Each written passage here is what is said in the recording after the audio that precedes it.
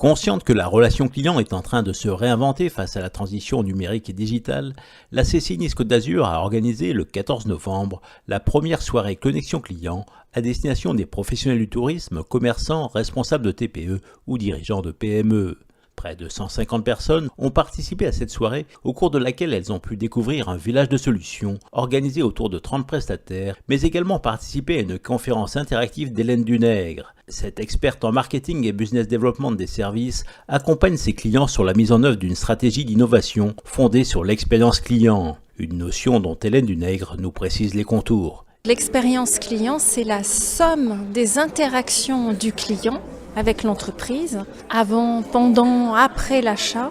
C'est la somme de ces interactions et c'est ce qu'il en retire en termes de vécu et de perception, y compris de perception émotionnelle. Donc c'est vraiment l'image résultante côté client. La perception de l'expérience client est différente selon qu'on se place du côté de l'entrepreneur ou du client. Et le client est en général plus sévère que l'entrepreneur. Oui, l'entrepreneur, lui, il voit tous les efforts qu'il fait. Alors il se dit, je fais déjà beaucoup. Le client, lui, il voit le résultat. Peu lui importe le niveau d'effort, ce qu'il veut, c'est le résultat. Donc le client est forcément plus sévère, il juge à l'aune de son vécu à lui. Alors l'expérience client, c'est à la fois simple et compliqué. Quelles sont les priorités à remplir et quelles sont les bonnes recettes pour y parvenir ? Je pense que la bonne recette, c'est d'avoir envie, déjà. Je pense qu'il est très difficile d'assurer une bonne expérience client si on n'a pas envie de faire plaisir et de satisfaire ses clients. C'est difficile de faire semblant. Après, le deuxième conseil, c'est vraiment connaître ses clients et se mettre à leur place. Faire un réel effort d'empathie pour essayer de comprendre ce qu'ils veulent et ce qu'ils ressentent. Ensuite, il y a des étapes dans le travail. On peut, par exemple, s'attacher à corriger ce que j'ai appelé les sources d'irritation. C'est sûr que c'est la première chose, c'est commencer à remettre d'aplomb tout ce qui est bancal. On peut aussi découper l'expérience du client en étapes de son parcours et décider si on va travailler une étape plutôt qu'une autre.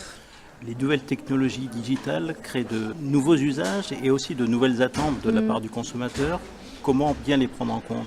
Alors il faut d'abord être clair sur ce qu'on veut offrir aux clients et ensuite regarder les outils qu'ils permettent. Ces nouveaux outils digitaux, très agiles, très souples, permettent effectivement beaucoup de choses et souvent à peu de frais, sont des outils facilement mis en place. Mais ils ne doivent pas venir gommer la dimension humaine de la relation avec vos clients.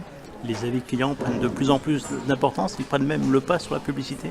Oui, les avis clients sont devenus plus importants pour une marque parce que les clients se font plus confiance entre eux qu'ils ne font désormais confiance à la parole de la marque.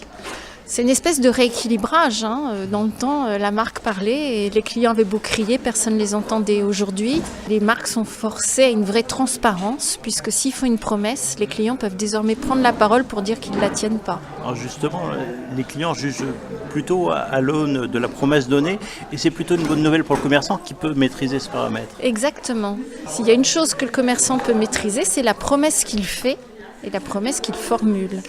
Ce que ça demande, néanmoins, c'est que l'ensemble de l'équipe travaille en cohérence. Il ne faut pas que d'un côté, quelqu'un fasse de jolies promesses parce que ça rend bien dans la pub et que de l'autre, ça ne soit pas possible à tenir au niveau des équipes opérationnelles.